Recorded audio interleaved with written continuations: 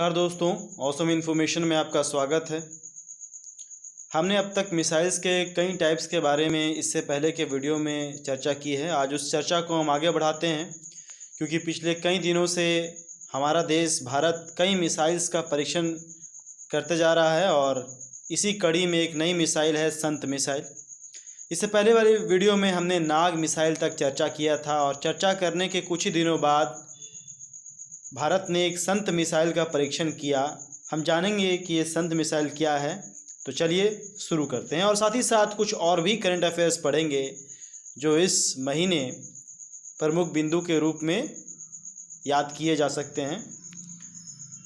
देखिए, संत मिसाइल, संत नाग मिसाइल का जो हेलीकॉप्टर वर्जन है उसी का एक अपग्रेडेड वर्जन है। अगर इसके फुल फॉर्म की बात करें तो संत मिसाइल का जो फुल फॉर्म होता है वो हुआ stand of anti tank missile.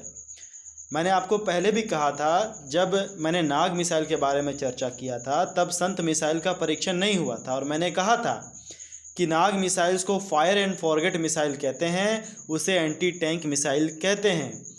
कई परीक्षाओं में इससे संबंधित सवाल पूछे गए थे कि मारो और भूल जाओ के सिद्धांत पर कौन मिसाइल वर्क करता है या एंटी टैंक मिसाइल किसे कहते हैं, वो नाग मिसाइल था। देखिए, फायर एंड फॉरगेट का मतलब होता है एक बार आपने मिसाइल दाग दी टारगेट को लॉक करके, उसके बाद आपको चिंता करने की ज़रूरत नहीं है, वो अपने टारगेट को हिट करके ही आएगा।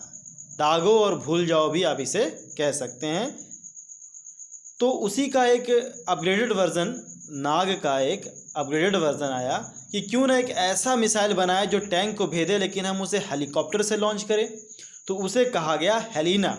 हेली का मतलब जैसे कि लैपटॉप को लैपी बोलते हैं ना, हेलीकॉप्टर को शॉर्ट में हेली बोलते हैं, तो हेलिना मतलब हेलीकॉप्टर लॉन्च्ड नाग। अब उससे क्या हुआ कि हेलीकॉप्टर से ही टैंक को निशाना बनाया जा सकता था। लेकिन अब उससे भी एक कदम डीआरडीओ यानी भारत आगे बढ़ चुका है।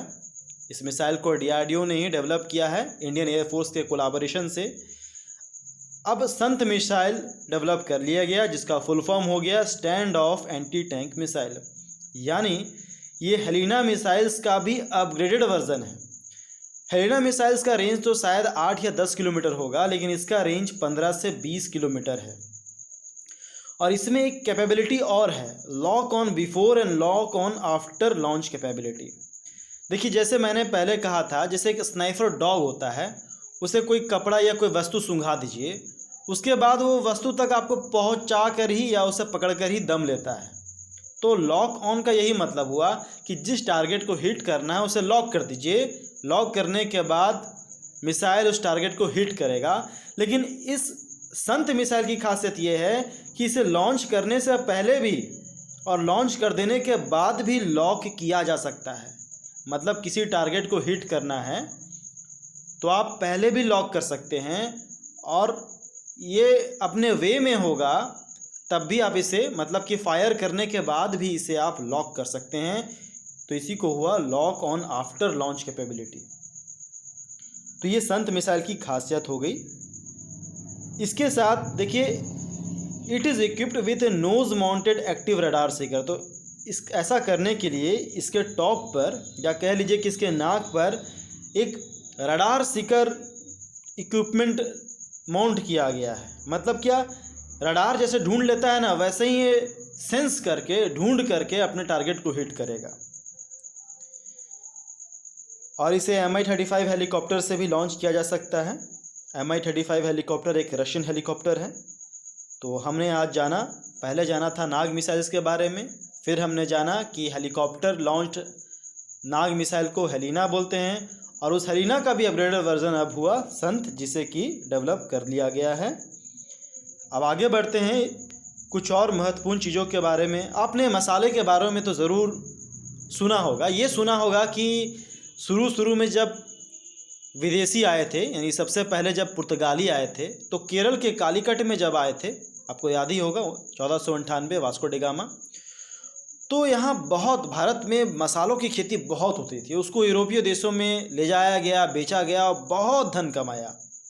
लेकिन आपको ये जानकर हैरानी होगी कि मसालों में भारत तो बहुत ही अच्छा मकाम बना के रखा है, निर्यातक है, लेकिन हम हींग भारत में नहीं उगाते हैं। हींग को हम लोग खुद आयात करना पड़ता है। जी हाँ, हम मसालों में हींग का नाम तो ज़रूर सुना होगा। एक कहावत है, हींग लगे ना फिटकिरी फिर भी रंग चोखा, लेकिन वो हींग भारत में कल्टीवेट किया ही नहीं जाता, जिसे साइंटिफिकली हम लोग फेरुला अस्फोटिडा कहते हैं। तो इसका भी कल्टीवेशन इंडिया में पहली बार स्टार्ट हुआ। तो पहली बार इसका जो प्लांटेशन किया गया वो हिमाचल प्रदेश के लाहौल स्पीति में किया गया। जो CISIR के जो डायरेक्टर थे उन्होंने प्लांटेशन किया, यानी कि अब हींग भी भारत में कल्टीवेट किया जाएगा। अब पता नहीं कितने वर्षों से, किस समय से हींग हमारे खाने का हिस्सा रहा है, लेकिन अब चूँकि हम इंडिया में ही इसे कल्टीवेट करेंगे, तो सोचिए कि इससे पहले हम लोग 1200 टन कच्चा हींग बाहर से मंगाते थे। लगभग 600 करोड़ का हींग हम बाहर से मंगाते थे। मतलब कहाँ से? अफ़गानिस्तान से, ईरान से, उज़्बेकिस्तान से हम इसे इंपोर्ट करते थे। लेकिन यदि हम हींग का कल्टीवेशन इंडिया में अब शुरू कर देंगे तो इसके इंपोर्ट में बहुत कमी आएगी, तो हमारा बहुत धन, फॉरेन धन बच भी जाएगा। तो introduction of the crop will reduce the import में भी कमी आएगी। हींग का बहुत प्रयोग है, मसालों में तो प्रयोग करते ही हैं। ये पेरेनियल प्लांट है, यानी सालों भर उगाया जा सकता है। और एक ओलियो गम, एक रिसाइन निकलता है इसके रूट से। जब इसको प्लांट कर देंगे 5 ईयर्स के बाद, आप फिगर में देख रहे होंगे, यही CISIR के डायरेक्टर द्वारा जो पहला हींग का पौधा प्लांट किया गया हिमाचल प्रदेश के लाहौल एंड स्पीति में। जानने वाली यही बात है कि हींग हम लोग अफ़गानिस्तान, ईरान से इंपोर्ट करते थे। भारत में इसका कल्टीवेशन नहीं होता था, लेकिन अब इसका कल्टीवेशन शुरू कर दिया जाएगा। इसी के साथ हम जानेंगे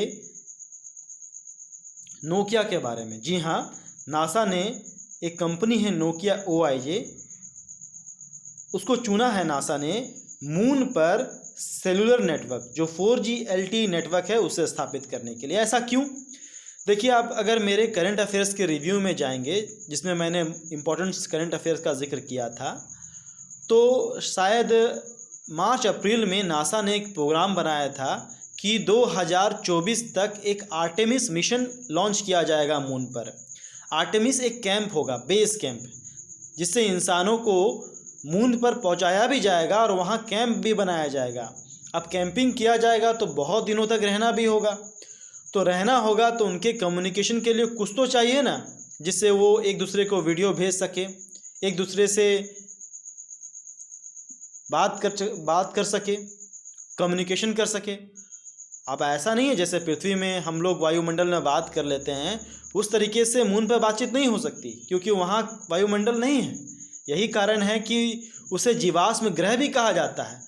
मैं कई फैक्ट्स को आपके सामने बोल देता हूँ ताकि आपका करंट अफेयर्स साथ साथ GS भी हो जाए।